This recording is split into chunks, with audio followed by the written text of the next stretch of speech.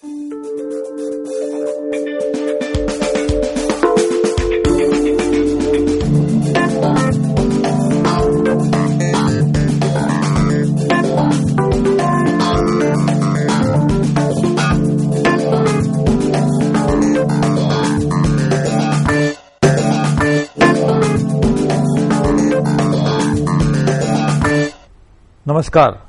मैं हूं सुरेश प्रभु। Top shot कार्यक्रम में आपका स्वागत है। टॉप शॉट कार्यक्रम जिसमें हम ऐसे हस्ती से बातचीत करते हैं जिसने अपने जिंदगी में इस तरह का काम किया हो जो औरों के लिए एक रास्ता दिखाने का भी काम करती है। आज मुझे बहुत खुशी है, इस कार्यक्रम में हमने आमंत्रित किया है हमारे एक बहुत अच्छे काम करने वाले एक नौजवान जिनका नाम है सत्यनाथ सारंगी जी, और वो भोपाल की जो पीड़ित लोग हैं उनकी समस्या को लेकर लड़ते आए हैं। सत्यनाथ जी, आपका इस कार्यक्रम में बहुत स्वागत है। धन्यवाद। आप मुझे बताइए, ये इतने साल हुए, भोपाल नाम हमको कुछ समय पहले जब भोपाल का नाम आता था तो हमको याद आता था कि बहुत बड़ी ट्रेजेडी हुई, गैस लीकेज हुई, बहुत लोग मर गए, बहुत लोगों का संसार पूरी तरह से खत्म हो गया। आज क्या स्थिति है? आज तो उस रात से भी ज्यादा बुरा हालत है कई मामले में। वो अभी भी 1 लाख लोग हैं जो गैस की वजह से हुई बीमारियों से जूझ रहे हैं। बाद के सालों में कुछ नई बीमारियां हुई हैं, ट्यूबरक्लोसिस, कैंसर जैसे नई बीमारियां हुई हैं। 25,000 लोग जो कारखाने के पास रहते हैं वो कारखाने के जहरीली कचरे की वजह से जहरीला पानी पी रहे हैं अपने स्थानीय हैंडपंपों से। और सबसे ज्यादा जो सोचने की बात है, चिंता की बात है, वो यह है कि जो अगली पीढ़ी है, गैस पीड़ितों के बच्चे और जो प्रदूषण पीड़ितों के बच्चे, वो जन्मजात विकलांगता के साथ पैदा हो रहे हैं और ऐसे बच्चों की संख्या हजारों है। तो कई मायनों में आज हालत आज 24 साल पहले से भी ज्यादा बदतर है आज, और लोग अभी भी मर रहे हैं। उस वक्त तो 3 दिन के अंदर कुछ 8,000 लोग मरे थे, और पिछले सालों में आईसीएमआर के आंकड़े खुद कहते हैं कि 23,000 से ज्यादा लोग मारे जा चुके हैं। उसके बाद यानी जो ट्रेजेडी हुई उसका जो असर हुआ, जो गैस लीकेज हुई उसका जो असर हुआ, उसके कारण उस समय तो लोग मरे, लेकिन उसके बाद के सालों बड़ी मात्रा में लोगों का भी देहांत हुआ है। जी, आपका ये दिल्ली आना कैसे हुआ? क्या मतलब क्या है? हम लोग ये जो मौत और बदहाली और बेरोजगारी, क्योंकि अधिकतर लोग बहुत मेहनत करके खाने वाले लोग हैं, वो बीमार हुए तो काम नहीं कर पा रहे हैं, उनके पास कोई रोजगार नहीं है। तो इस तरह की समस्याओं को लेकर के हम 2006 में भोपाल से नई दिल्ली पदयात्रा पर आए थे। 17 अप्रैल को हम लोग प्रधानमंत्री से मिले थे और प्रधानमंत्री ने हमें आश्वासन दिया था कि भोपाल के गैस पीड़ितों के पुनर्वास के लिए हम कार्रवाई करेंगे। और उन्होंने कहा था कि ये जो मौत और बदहाली के लिए जो जिम्मेदार कंपनियां हैं, वो अमेरिकी कंपनियां यूनियन कार्बाइड और डाउ केमिकल, उनके खिलाफ भी हम कानूनी कार्रवाई का काम करेंगे। लेकिन पिछले 2 सालों में हमने देखा कि कुछ भी काम नहीं हुआ है। और 20 फरवरी 2008 को हम भोपाल से पैदल चले, हम 50 लोग, और 28 मार्च को हम नई दिल्ली पहुंचे वही मांगों को लेकर के कि पीड़ितों के और उनके बच्चों के खासकर लंबे समय तक पुनर्वास के लिए एक आयोग बनना चाहिए जिसमें पीड़ितों के प्रतिनिधि होने चाहिए, जिसके पास इतना साधन होना चाहिए कि वो 30 साल तक कम से कम अपना काम कर सके, और इतना अधिकार होना चाहिए कि जो निर्णय वो ले वो निर्णयों को लागू कर सके। और साथ ही हम ये मांग कर रहे हैं कि यूनियन कार्बाइड और डाउ केमिकल भोपाल में इतनी हत्याओं के बाद आज भी फरार हैं, उन पर कोई कार्रवाई नहीं हो रही है और सरकार डाउ केमिकल के व्यापार को बढ़ावा दे रही है। तो इसको बंद करे और इन दोषी कंपनियों के खिलाफ सजा दे, क्योंकि अगर वो ऐसा नहीं करती है, अगर भोपाल में इंसाफ नहीं मिलता है, तो ये सारे बहुराष्ट्रीय कंपनियों के लिए और इस तरह से घातक कंपनियों के लिए एक संदेश जाएगा कि आप हिंदुस्तान में आकर यहाँ के आम इंसानों के जिंदगी और स्वास्थ्य से खिलवाड़ कर सकते हैं और आजाद घूम सकते हैं, आपका कुछ नहीं होने वाला। तो ये तो भारत के लिए बहुत, और खास करके भारत के आम जनता के लिए बहुत ही दुख और चिंता की बात होगी और भविष्य की बात है। तो इस तरह से अपने देश के लोगों का, भोपाल के लोगों का और पर्यावरण के बचाव के लिए ये लड़ाई है। तो आपको तो सतु जी कह के लोग प्यार से शायद पुकारते हैं, आपका इसके साथ कैसे जुड़ा हुआ, इस आंदोलन के साथ? क्या आप भोपाल में रहने वाले हैं? जी नहीं, मैं ये दुर्घटना के समय मैं बनारस हिंदू यूनिवर्सिटी से मेटलर्जिकल इंजीनियरिंग में पीएचडी कर रहा था। तो मुझे रेडियो में इसकी खबर मिली और उस समय बहुत ही छोटा करके बताया गया था रेडियो में, पर यह था कि हाँ, एक रासायनिक कारखाने में बहुत बड़ा हादसा हुआ है। तो मैं समझा कि मैं भी जाकर कुछ मदद कर सकता हूँ, हमारी थोड़ी पढ़ाई है, वैज्ञानिक पढ़ाई है, तो कुछ मदद कर सकता हूँ शायद। ये सोचकर मैं पहुंचा था कि 1 हफ्ते बिताऊंगा भोपाल में मदद करने के लिए। तो 1 हफ्ता वो बढ़ते बढ़ते समझिए 23 साल से ऊपर हो गया। अब वहीं अभी रहते हैं? जी हाँ, अभी मैं भोपाल में रहता हूँ। तो उस समय आपकी उम्र क्या थी जब आप वहां चले गए? उस समय मैं 30 था, 30 से थोड़ा कम था। देखिए, एक तो जो जिस समय से हादसा हुआ वो यूनियन कार्बाइड कंपनी अमेरिका में रजिस्टर्ड थी और उसकी ही एक ब्रांच के नाते एक काम यहाँ पे भोपाल में वो फैक्ट्री कर रही थी। शायद ऐसे उस समय का एक लोगों का अंदाज था कि शायद वो उस तरह का जो यूनियन कार्बाइड प्रोडक्शन यहाँ बना रही थी, जो प्रोडक्शन फैसिलिटी यहाँ थी, जो सेफ्टी स्टैंडर्ड यहाँ थे, शायद उसी सेफ्टी स्टैंडर्ड पे अमेरिका में वो काम नहीं कर सकती थी। तो क्या ये जरूरी नहीं है कि हमारी जो कानून है, हमारी जो जिस तरह की संरक्षण व्यवस्था होनी चाहिए, इस तरह के जब प्रोडक्शन बनती है उसको भी इस तरह से अपग्रेड किया जाए ताकि उनका स्टैंडर्ड, सेफ्टी स्टैंडर्ड अमेरिका में जो सेफ्टी स्टैंडर्ड उसके तहत हो? बिल्कुल बिल्कुल होना चाहिए। ये डबल स्टैंडर्ड साफ तौर पर नस्लवाद दिखाता है कि अमेरिका के इंसान की जिंदगी और स्वास्थ्य का अलग कीमत है और हिंदुस्तान की जिंदगी और स्वास्थ्य की अलग कीमत है, और बिल्कुल साफ तरह से नस्लवाद है। और कंपनियों को कभी इस बात का परमिशन नहीं मिलना चाहिए कि वो अमेरिका में सुरक्षा के एक मानक इस्तेमाल करे और हिंदुस्तान में सुरक्षा के दूसरे मानक इस्तेमाल करे। हम यहाँ पर साफ देख रहे हैं कि अमेरिका में भी MIC प्लांट था, वहां पर स्टेनलेस स्टील का उपयोग होता है और यहाँ पर मामूली स्टील का उपयोग होता है। अमेरिका के MIC प्लांट में रेफ्रिजरेशन होता था, यहाँ पर उन्होंने रेफ्रिजरेशन यूनिट बंद कर दिया पैसा बचाने के चक्कर में। तो सिर्फ ये सोच करके, और ये उनके दस्तावेजों में भी दिखता है कि वो अमेरिका की कंपनी यहाँ के लोगों को समझते हैं कि दूसरे दर्जे के इंसान है, और ये कतई अलाउ नहीं करना चाहिए। और देश के शासकों को कम से कम समझना चाहिए कि हमारे देश का अपमान है ये, अगर देशवासियों का अपमान हो रहा है तो। देखिए, ये जो हादसा हुआ उसके बाद में यूनियन कार्बाइड के खिलाफ काफी माहौल बना गया। धीरे धीरे ऐसे होता है जब एक ट्रेजेडी बन जाती है तो कुछ समय तक लोग भी उसके बारे में सोचते हैं, सुनते हैं, मीडिया में खबर छपती है, लोग टेलीविजन पे देखते हैं, बाद में खत्म हो जाती है। तो यदि आप इस आंदोलन को इस तरह से नहीं चलाते जो आप आज चला रहे हैं तो शायद इस खबर लोगों तक पहुंचती भी नहीं, शायद वो लोग इस तरह से ही जाते। तो क्या आपको लगता है कि कहीं पे समाज में हमारी जो संवेदना है इस बारे में सोचने की, आप जैसे लोगों को तो एक आपने तो अपना खुद संसार छोड़ के आगे, कोई संवेदना हमारी कम हो रही है, क्या हो रहा है? ये मुझे लगता है इतने सारे हादसे हो रहे हैं। मतलब किसी ने, मिलान कुंदेरा ने कहा है कि ताकत के खिलाफ इंसानों की लड़ाई जो है वो भूलने के खिलाफ याद रखने की लड़ाई है।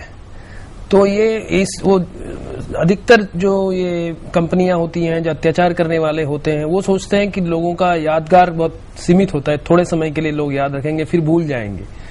तो इसी बात के खिलाफ ये लड़ाई है कि अगर हम भोपाल को भूल जाएंगे तो और भोपाल होंगे, और लोग जो भोपाल के पीड़ित हैं वो भी ये कहते हैं कि हमने जितना भोगा वो बहुत है। ये हमने जो हमारी एक ही हमारी ख्वाहिश है कि हमने जो भोगा है वो किसी और पे नहीं गुजरे, कोई और उस तरह से वो धांस वाले गैस के बीच में, या कोई और ये न देखे कि उसका बेटा अपंग पैदा हो रहा है, यह किसी के ऊपर नहीं होना चाहिए। तो मुझे लगता है उस बात में भोपाल के लोगों ने एक मिसाल कायम किया है कि भूलने के खिलाफ याद रखने की लड़ाई कैसी होती है।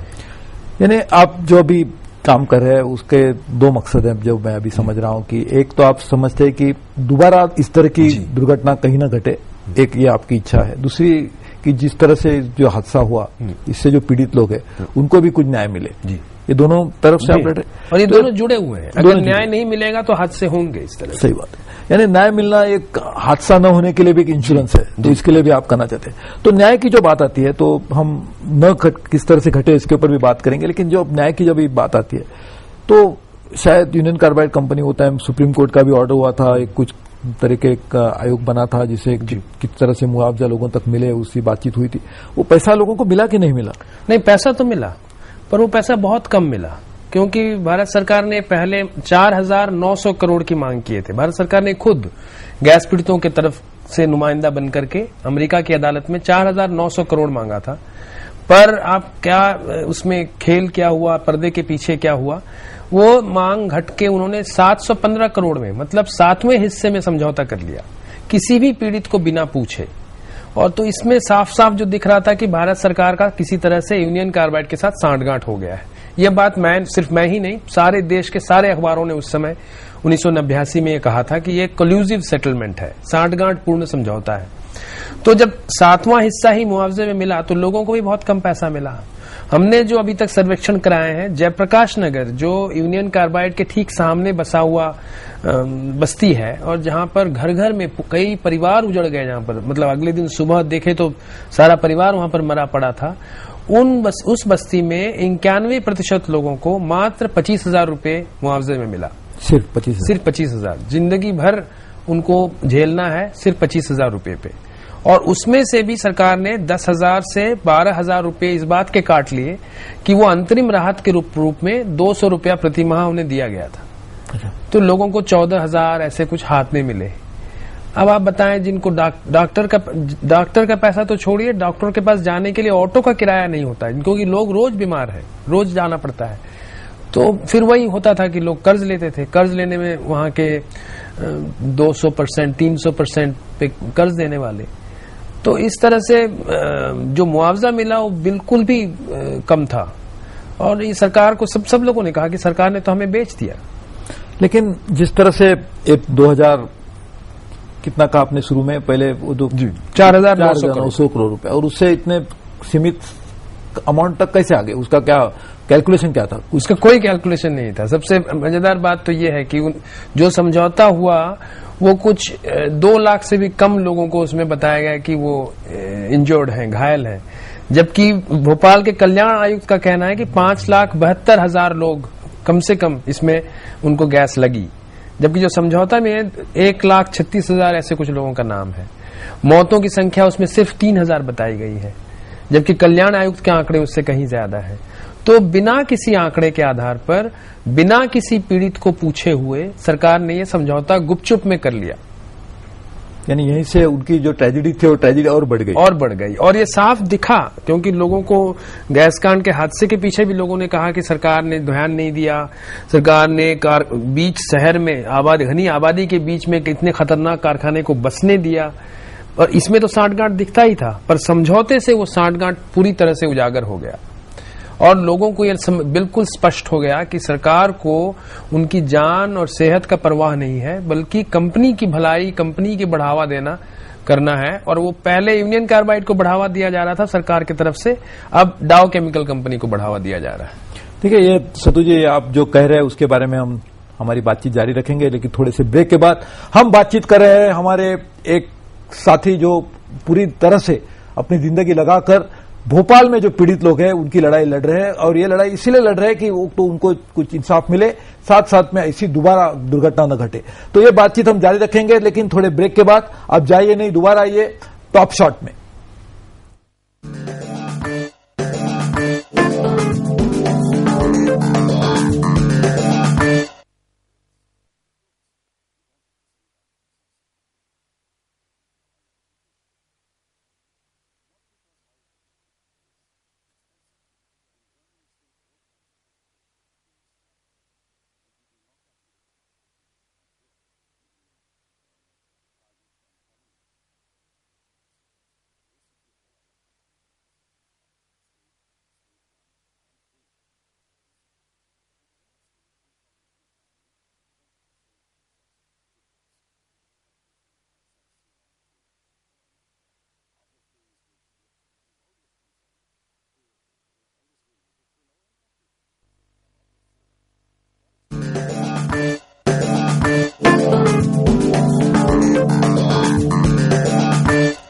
Welcome back. इस कार्यक्रम में आपका पुनः स्वागत है टॉप शॉट में, जिसमें हम बातचीत कर रहे हैं भोपाल पीड़ित लोगों की समस्या को लेकर लड़ने वाले एक सेनानी के साथ, जो एक लड़ाई लड़ रहा है सिर्फ अपने लिए नहीं, अपने लोगों के लिए नहीं, सिर्फ अपने देशवासियों के लिए। और इसमें है हमारे सरंगी जी, जो उड़ीसा में पैदा हुए लेकिन भोपाल की पीड़ित समस्या को लेकर लड़ रहे। सरंगी जी, आपसे हम बातचीत कर रहे थे, आप बता रहे थे कि भोपाल पीड़ितों की जो हालत है, शायद आप एक बात को नहीं बताते तो बहुत सारे लोगों को बातचीत पता भी नहीं चलता कि किस तरह की हालत में वो जीना जी रहे।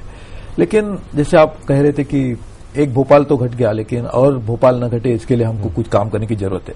तो क्या आप ये चाहते हैं कि हमारे देश में विदेशी कंपनियां न आए? क्या आप ये चाहते हैं कि हमारे देश में केमिकल फैक्ट्री न बने? आपकी ये राय है? जी नहीं, हमारा ये कहना है कि केमिकल फैक्ट्रियां वहीं बने जो जरूरत हो और कौन सी फैक्ट्री बने, वो फैक्ट्री कहाँ बने, कैसे बने, इसमें सर्वोपरि जो चिंता है वो है कि इस पर लोगों पर क्या असर पड़ेगा, पर्यावरण पर क्या असर पड़ेगा, वो देखना जरूरी है। मुझे लगता है यह जरूरी है देखना कि कंपनियों के द्वारा किए गए अपराध उसी तरह के अपराध हैं जैसे दूसरे अपराध होते हैं। अगर कंपनियों के कार्यकलाप की वजह से कोई मरता है तो वो मर्डर है, अगर कोई घायल होता है तो वो गंभीर चोट पहुंचाना है।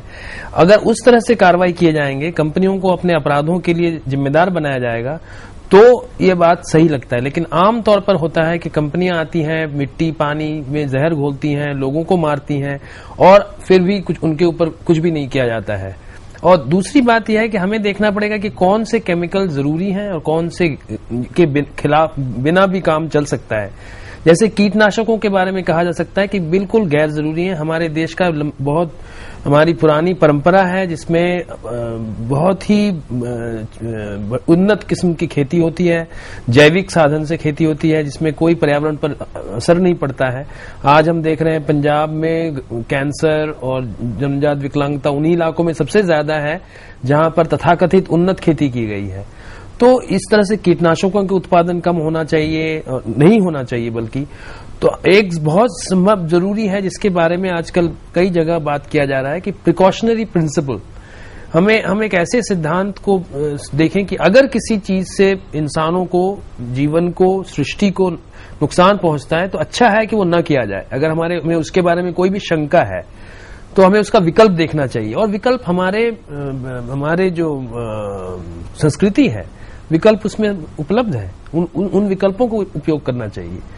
पर वो नहीं होते हुए हम जो देख रहे हैं, हमारे देश का शासन एक गुलाम मानसिकता के साथ पश्चिम का अंधाधुंध बढ़ावा और उसकी नकल करते जा रहे हैं, जो कि बहुत ही दुर्भाग्यपूर्ण है।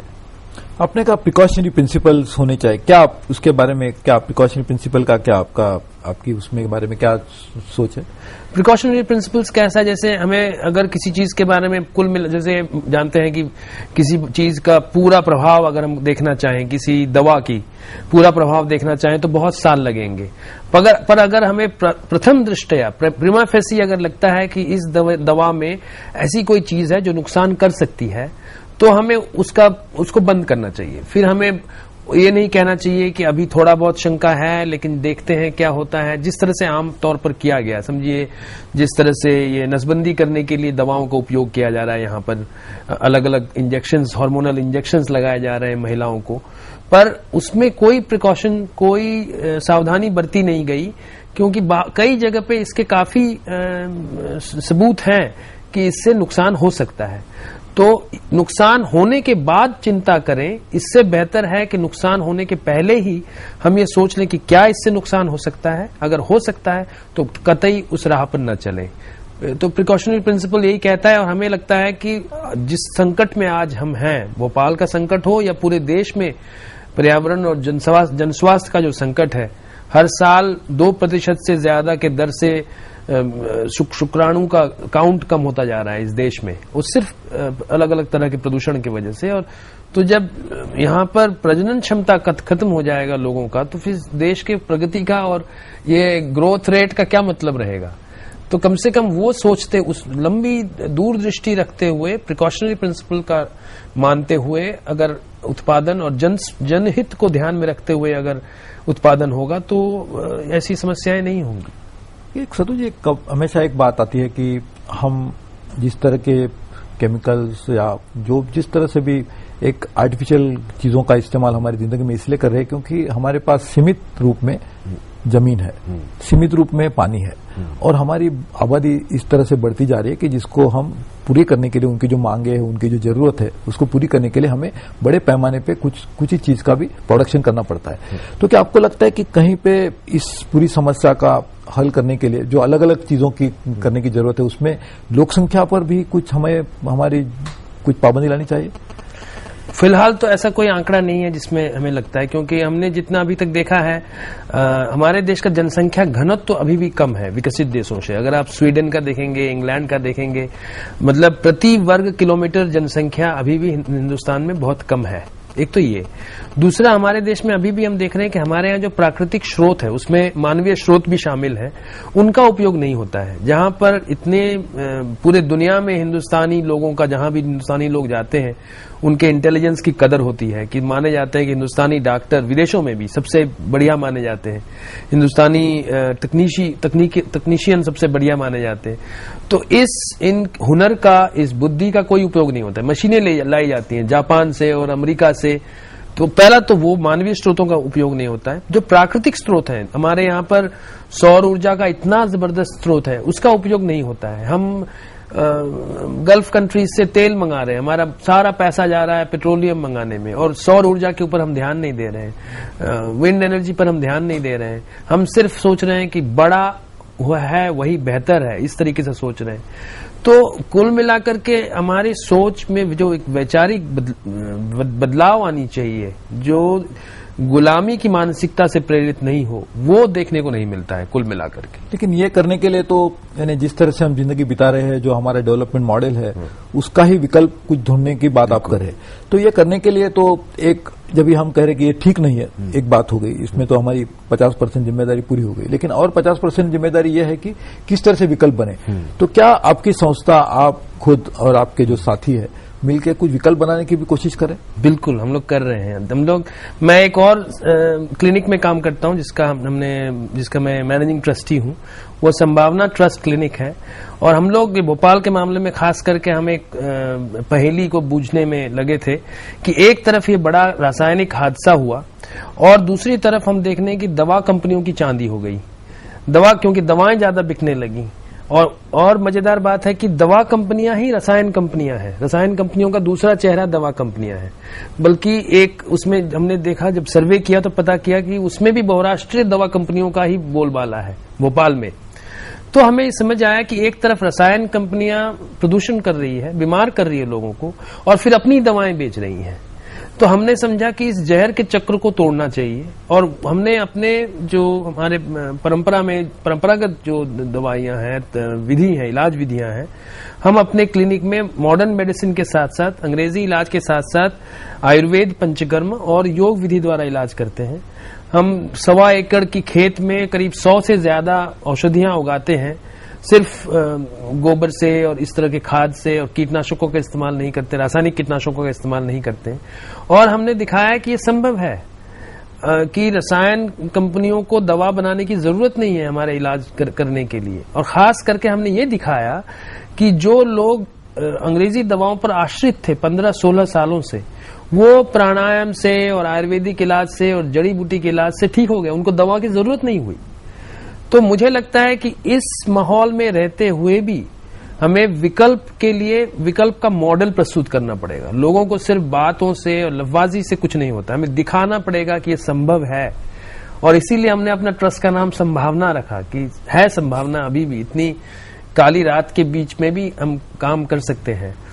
तो मुझे लगता है जो काम हम लोगों ने इलाज में दिखाया है, और हम लोगों ने दिखाया कि किस तरह से अब हम बस्तियों में जाते हैं तो वहां के लोग, समझिए कचरे के घूरे के पास भी अगर थोड़ी जमीन उनको हुई तो वो 5 तुलसी के पौधे और निर्गुंडी के पौधे लगाते हैं, अपना इलाज खुद करते हैं, गिलोय के लगाते हैं, अपना इलाज खुद करते हैं। तो हमें लगता है विकल्प का निर्माण संघर्ष के साथ बहुत जरूरी है, और उसी से हमें रास्ता मिलेगा, क्योंकि वो सिर्फ बात नहीं होगा, वो सिर्फ छपा हुआ कागज नहीं होगा, बल्कि वो सामने दृष्टांत होगा जो लोग अमल कर सकते हैं। तो आप भोपाल से काम कर रहे हैं, पूरे देश में और जो संस्थाएं इसी तरह का शायद काम करती होगी, उनके साथ में आपका कुछ संपर्क बना हुआ है? हमारा जुड़ाव है।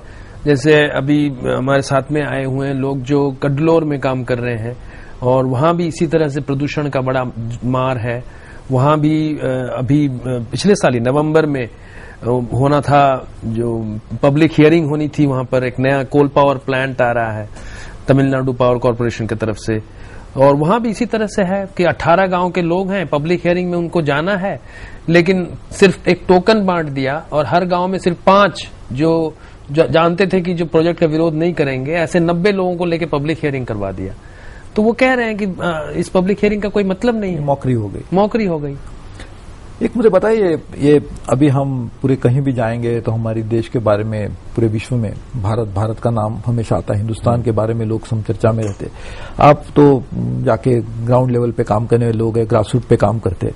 क्या इस तरह का माहौल आपको दिखाई दे रहा है कि पूरे देश में कहीं पे एक ग्रोथ 9% ग्रोथ का जो माहौल की वजह से पूरे मीडिया में, यहाँ पे दिल्ली में रहने वाले, मुंबई में रहने वाले लोगों में जो एक उत्साह का भावना है, क्या उसी तरह का उत्साह कहीं गांव में या जो जहाँ पे लोग रहते हैं वहां पे दिखाई देते? वहां तो हमें लगता है कि ये जो दूरी है, बीच की खाई जो है, जो लोग जो इंडिया टुडे का एक खास सेक्शन आता है, कुछ शायद डिलक्स इंडिया टुडे ऐसा कुछ नाम होगा, वो पढ़ने वाले लोग और जमीन में ज्यादातर लोग, बहुसंख्यक जनता आज ये सारा ग्रोथ रेट से बाहर है।